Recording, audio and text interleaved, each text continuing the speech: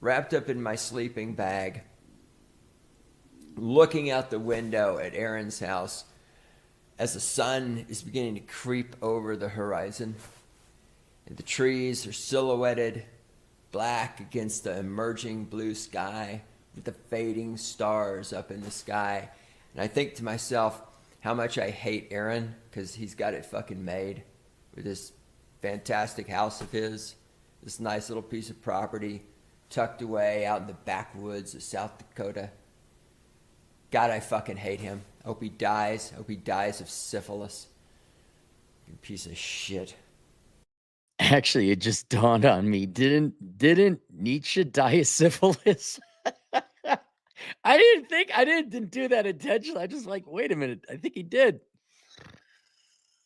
All right, we're gonna have to do a lot of alerts. Let me explain why we gotta do a lot of alerts because I had when I was doing the research for this, by research, I mean listening to podcasts about it. I realized that young people, like I never, it's not that I didn't feel comfortable. I felt something was off, not dangerous, just like something ain't adding up here. Where if you're under the age of 30 and you got some young guy like someone you go to school with, high school, college, and they're all talking about philosophy, like, the Socratic method, say, oh my, Nietzsche and Schopenhauer, Socrates and Aristotle. It it didn't add up to me, and now I figured out why. Because if you got time to worry about that shit, you must have come from a pretty easy and privileged background. Like when you are young, you know what you, this is why I'm not kidding. You know why like second, third world people don't have things like ADHD or autism or social anxiety? Because even though it sucks, there is a silver lining to being in, not stuck, but in Maslow's lower level of hierarchy of needs, right? If you got to worry about making ends meet, go back when you were young and a struggling college age student, whatever, and you're just getting by. Like you ironically probably had less mental problems or mental issues because you had big ones to concern yourself with, like paying rent. Now I'm going to pay for my kids, and unless you're a Democrat and living on welfare, other people pay for my kids. and it makes sense. Like I don't, if you're talking philosophy at 16, tell me you're not working at McDonald's, you don't have a part-time job. Tell me that. And that it dawned on me. I'm like, and it kind of surmised like this is a luxury hobby to pontificate about philosophy. Like you really got to have everything else kind of, you know where your next meal is coming from. If you're like, oh, what is the, I disagree with Aristotle because he and Cicero. Now you get older, things stabilize. All right, now we got to start, existentialism, philosophy, all that other stuff. But that's where I was just like, oh yeah. And so now we got to talk about the alerts, because unless you're like older and what we're going to have is a bunch of privileged kids in the comments section who we got two alerts. We got to have a Spurg alert and an actual alert. Okay. All of you fuck off. Fuck right off. I don't care. Well, actually, Schopenhauer in 1882 said that. I don't give a fuck. This is top view, top down. And yes, I'm writing off nihilism on its basic core tenets and principles. Because I'm like, is that what that is? Because I was too busy fucking working a job to make ends meet to look it up. Just now, I'm not kidding, 50 years old. I'm like, what? Okay, I got an idea. Like you hear it in the, like you get the definition of the term through the use of context. I'm like, isn't it kind of depressed emo kids that like nihilists? They're kind of doomers. They're kind of goth. They kind of, oh my God, the world is horrible. There's no purpose and meaning in life. I should end it all. There's like these assholes who wear nylon on their arms and wore mascara back in the 90s. Those people were privileged too. Yeah, fuck you. Hey, by the way, if you were in the 90s and you wore mascara and you were a dude and you did the goth thing, and fuck you. Oh my God, did you read Sylvia Plath? It's just so sad living in the 90s, having mom and dad buy you everything. Anyway, so our East Indian agent in the field, Rush, writes in, Dear Clary, what's your stance on nihilism? Cecilia Rush. I think it's bullshit. I'm going to explain why. I'm not saying there's not aspects of it that aren't real or authentic, but I'll explain it to you after researching it. Now, as always, as the great one says, we got to define our terms, because anytime you get into these actually, you know, the obscure 17th century philosopher Foucault, who died of AIDS, he actually had a unique fuck off. This is the working man's approach to nihilism, okay? This is the quick one too, all right? Exceptions and caveats down below. Nihilism, Wikipedia. Actually, Wikipedia, I know. Nihilism encompasses various views that reject certain aspects of existence. There have been different nihilistic positions, including the views that life is meaningless, that moral values are baseless, and that knowledge is impossible. These views span various branches of philosophy, including ethics, value theory, epistemology, and metaphysics. Nihilism is often characterized as a broad cultural phenomenon or historical movement that pervades modernity in the Western world. Okay, so I'm going to go with the first sentence here, because the sentence described that was the one thing that was consistent. Is this first sentence across everything I listened to? And there were some very good videos, but there's different sub schools, including the views that life is meaningless, that moral values are therefore baseless, and knowledge is impossible. Right? And the whole backdrop, is this. Two sentences to understand nihilism.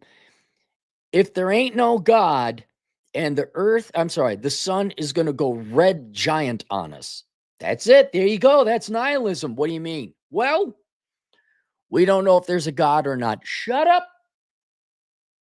Right? Your guy hasn't come down and performed some works. No one's come down like, hey, look, it's me, God. Poof. Hey, look, here's, what do you want? I want an elephant doing a backflip. Poof, there it is. Oh my God, you are God. Hasn't shown up. You don't know that. Shut up. For some people, they either don't know if God exists or not. Like, we don't know. Or some people are I'm pretty sure he doesn't exist. Right? So some people who believe that. Yes, and they're all damned to hell. Yes, of course. All right. So then you say, well, without God, without a creator, well, what are we here for? And then some people would say, well, we're here, aren't we? Which they didn't say, interestingly enough, which is one of the problems I have with nihilism. And so it matters unto us, and while we're here, and for the future, until the sun goes red giant on us and consumes the earth. You say, what's a red giant? Well, if you paid attention to physics, maybe, I don't know, maybe chemistry, I don't know. The sun is going to last about, another 10 billion years? And then all the hydrogen is going to be burned up.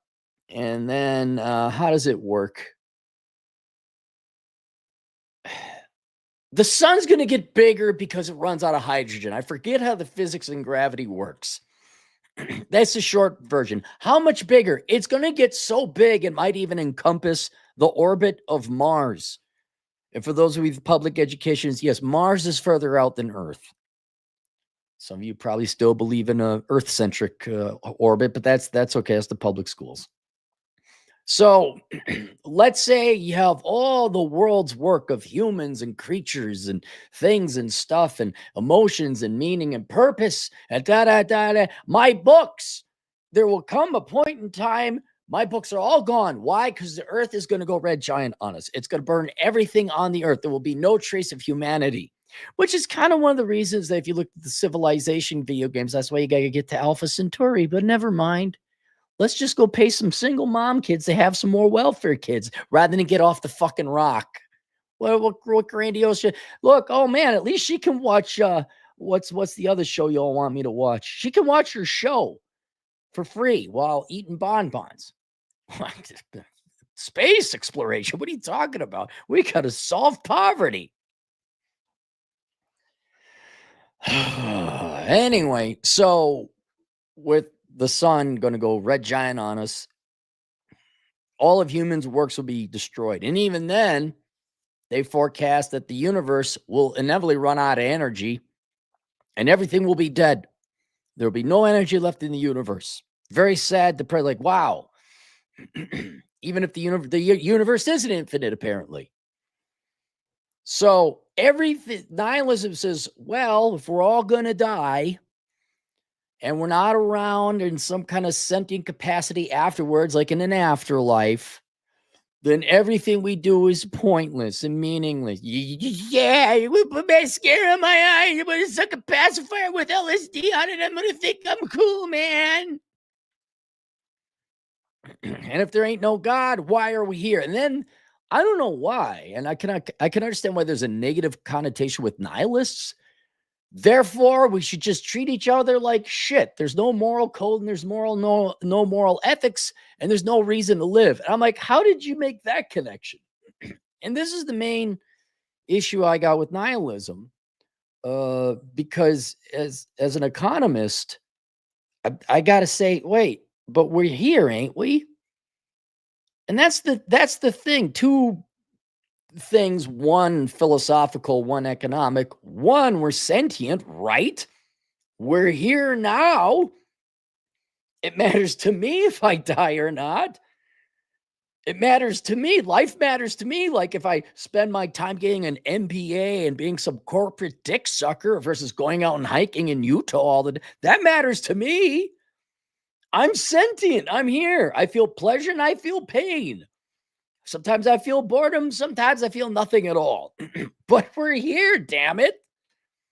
And the other thing is, you're damn right we're going to die. We are finite, which makes it even more like if we live forever, the argument would be you get so bored with it. Like, here's the stupid inside baseball on Cappy's mind.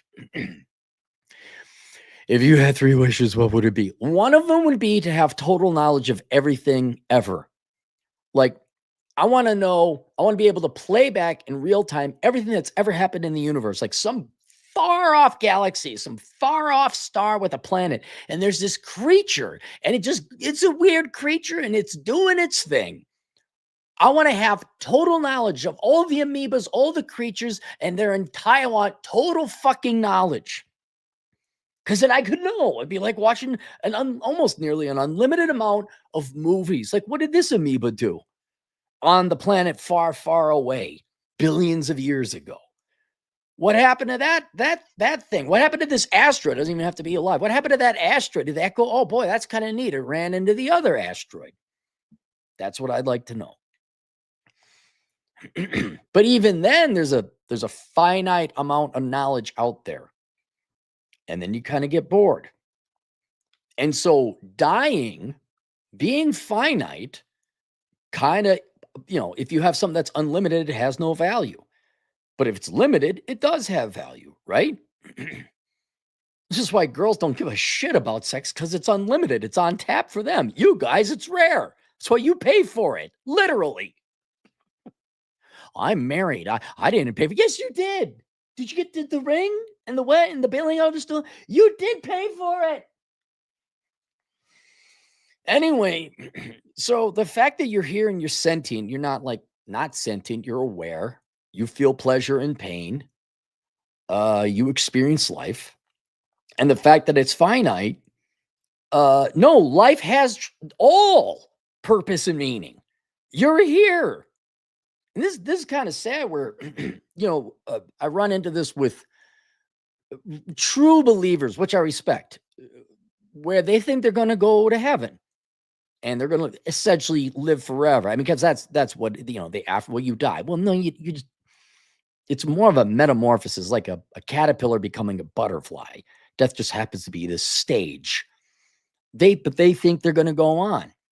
And there's people in my life. I'm like, look, hey, I know you believe in the funny man up in the sky. He's like, hey, kill your son, Abraham. Ah, kidding. I know you want to go hang out with that guy. Sounds like a real fun guy. But I don't believe that guy is there.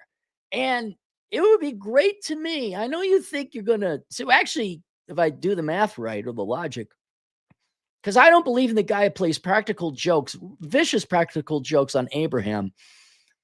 Because I don't believe in that guy, you think I'm going to go to hell. So you won't see me, even if you prove to be right. And if I prove to be right, your sentience ends. Your time in the universe is over, and I'll never see you again. So before you die, could we maybe hang out a little bit? Just before you go. No, I just hang out once or twice. That's it. Or pray. I'll see you when I'm a butterfly. No, what if you don't? You know, what if there's not the butterfly stage? Forgot where I was going. Oh, but that makes especially people who don't believe in God, which I believe that's most nihilists, right? Doesn't that make life of ultimate? Like it's important now? Life has meaning now? This is the fucking life? And it just, goddamn, man, getting all you dumbass Western motherfuckers to have some fucking fun in life. You want to go hiking? No, I'm going to stay in. You guys remember DT and the man, right? Getting DT. Hey, DT, can you drive me to the airport? I don't want this to become a habit. I thought it would just be maybe we could hang out and get a coffee. Hey, friend, you guys remember my pot rack story? Hey, friend, lives across the river from me in the Twin Cities. Do you want to drive a quarter mile to the local bar and get a beer? I can't. We got to hang the pot rack tonight. The pot rack story. Hey, girl I met at bar that seems to like me. You want to go back and have sex? Ew, my God, girl, my God, it's the worst thing. I'm suing you. And maybe not that extreme. But ew. No, I don't want to. Like, what? What is the holdup? That's why, dude, little kids are the fucking best, man. They're the fucking best. Do you want to X? It doesn't matter what it is. They're like dogs. They want to do it. Do you want to go play in the mud? Yeah. I remember having the little ones, nieces and nephews. Dude, there's a puddle. You know how much fun you can have with a puddle? I get it. Like, I jump in the puddle and they're like, oh, like little two. The kid couldn't even jump. It just kind of like one foot in the other quickly because you didn't have the motor skills to jump. But, parents, oh, God, oh, you can't jump in the puddle. You can't jump in the puddle. Don't jump into the puddle.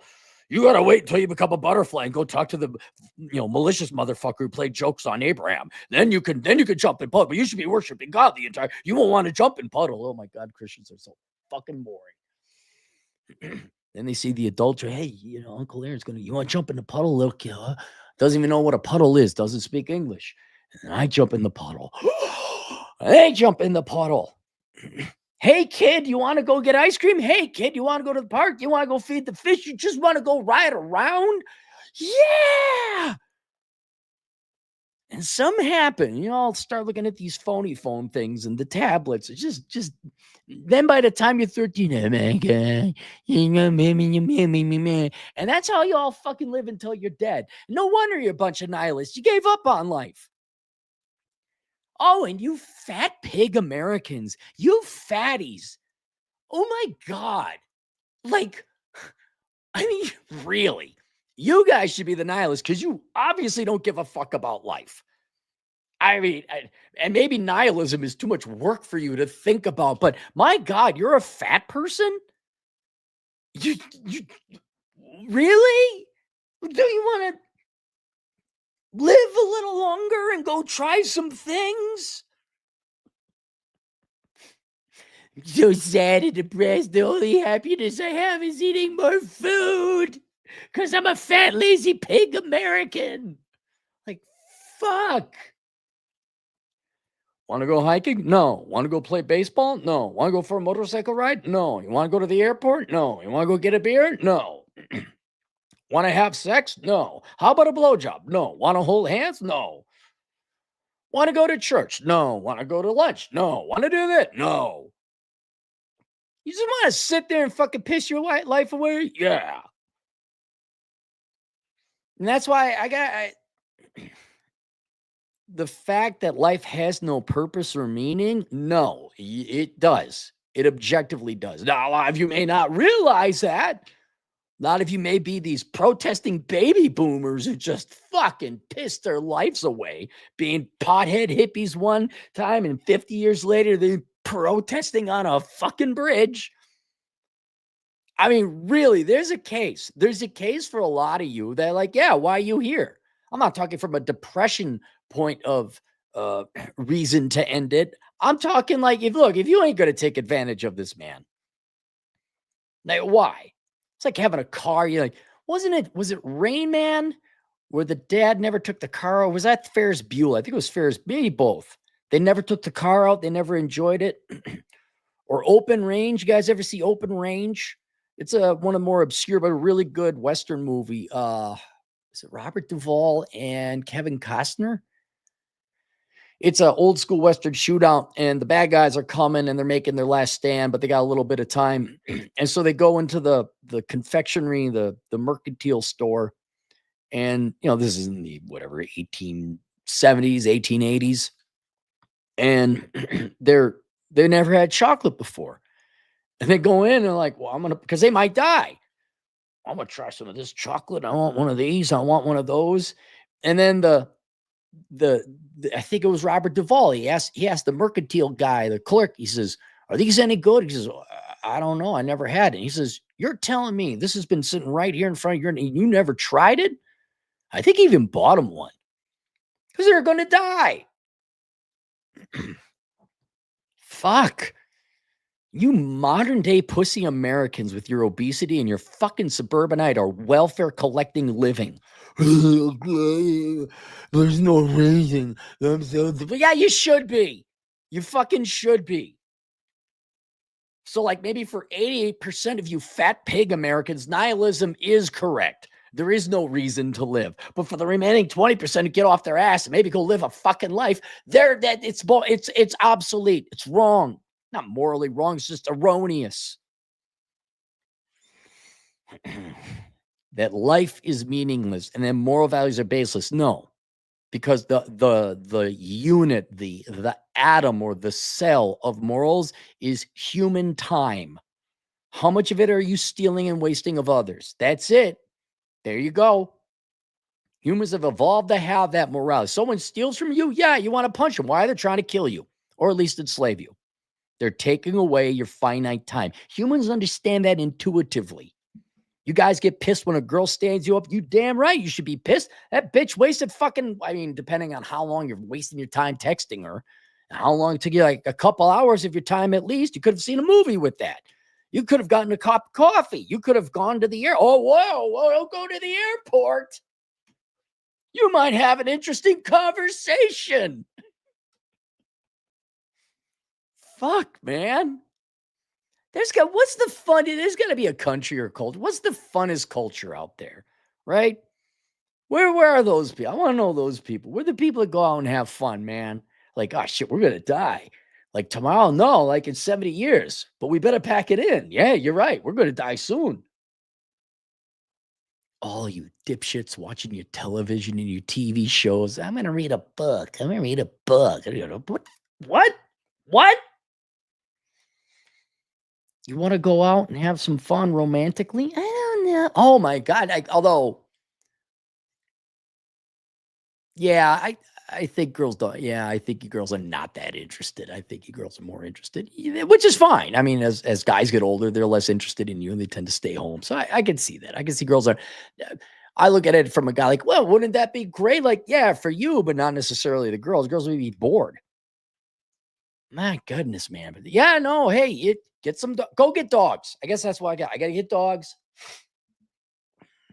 All the nieces and nephews are getting too old now. They're not excited about the world anymore. But like little kids, man, oh boy, they just want to go to the zoo. You want to ride a camel. You want to go get this dog. You want to do this. What do you want? You want to go fishing? Yeah. Like I said, go watch my video. Drinking Rumplemints and a Biffy. God, I think it was 44, 45 years old when that was happening. Like, and the whole point about it was I just want to be an adult who is 4, right? You know, you got the responsibilities of a 4-year-old, but the purchasing power and legal rights of an adult. You just get to do whatever you want. Like, and no one, everyone just like, what, did you all die in school? What the fuck happened? Man. And so, yeah, that's where I don't believe nihilism is, what's the word I'm looking for? Practical, realistic. It's erroneous. Like it's wrong. The belief is not based in reality because the fact you are here and sentient and you suffer pain or pleasure, and presumably you have action and choice of, if anything, boy, it's really important you do what you want right now without violating other people's priorities. And for the love of God, do something different than what these fucking dipshit corpos told you was popular in school. Hey, to every young black man out there and some white guys and Asians, I suspect, mostly black, you don't need a Hellcat. Okay? You don't need that. For every one of you, I'm trying to think. Okay, let's do the white guys. You don't need a Beamer. Okay, you don't need the Beamer. For you girls, no, you don't need the fucking handbag. Who else we got to throw in there? And for, I'm trying to think. For you middle-aged assholes, you don't need the granite countertops. And ladies, if you'd like, blowjobs on the kitchen island might be a little bit. I mean, if you could conceive of the idea of selflessness and making other people happy with this much effort, you can make a lot of it. You may not have to like, but there'd be a happy guy hanging around. We're gonna die. Link below. What do I go? Oh, yeah. Zero world problems, new standards of living in the post materialist economy. This is the closest thing I have to a philosophical book that tells you that. I mean, there's my minimalism course and I guess what's the other one? Poor Richard's Retirement. I guess that's a little philosophical. This one is more practical. It's like, hey, focus on these things and focus on freedom. There, freedom should be the number one thing because whether people hang out with you and decide to live life and take you to the airport and have a beer with you and go hiking, have sex or not, that's out of your control. So the best thing you can do is be free. So at least you have the freedom to do what the fuck you want with your finite time here. Let's go to super chat. Michael Kingswood. Hey, he's got a new book out. You can find him at noncommunistsciencefiction.com. The only thing anyone needs to know about Nietzsche is he ended his days drinking his own pee in a syphilitic stupor. Total loser. He's not a total loser. He had syphilis. It's like a mental, right? Inevitably, it has an effect on your brain, right? I've read and listened to some Nietzsche. I like Schopenhauer, don't get me wrong, but the whole there's no point and purpose to life bullshit. Hazmat trucker, he finds purpose in reason in life. Hauling the most dangerous toxic substance in his liquid hauler. He hauls white girl blood, danger level 6. You can see it right there. At what point is someone who's clearly intelligent but wallowing in bitterness, resentment, and refuses to accept reality no longer intelligent? You can be intelligent and wrong. Like there's how many smart people do you know still believe in socialism? Right? I mean, look at a college and academia. I know they're idiots in one regard, but if you get a PhD, you're probably smarter than average. You got to have at least, I got to imagine. Let's say you get the dumbest PhD degree possible. Early childhood education, right? This is the world's most handicapped college degree. All right. Jill Biden's got one, right? Well, Joe Biden can't be so stupid she didn't get a PhD. I mean, she's got to be at least like 110, right? But she's an idiot otherwise. And so whether that's, you've met him, one of the smartest guys I ever knew. He was like this sad, depressed creature and never got over it. And then he died early. Like, what a fucking miserable life.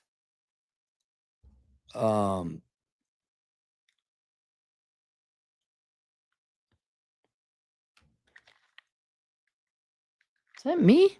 My stomach growling. Yeah, I mean, depression, bitterness, resentment, anger, that has nothing to do with intelligence. They're no longer functional or practical. Oh boy. New guy. Kastjem Mushinjuro. $5. Birth control pills and depression pills go hand in hand. One mash, the other necessary.